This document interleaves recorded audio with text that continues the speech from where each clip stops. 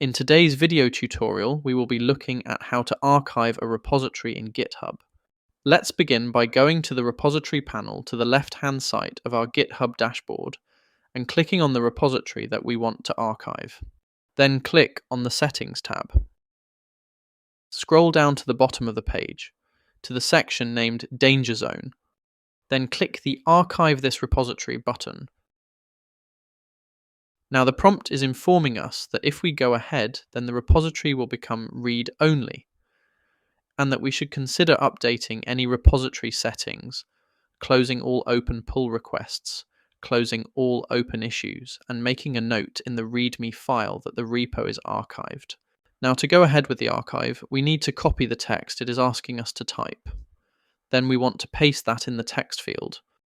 Then finally click the I understand the consequences, archive this repository button.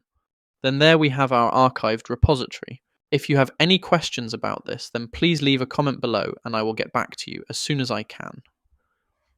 If you found this video useful, then please give it a like and hit the subscribe button.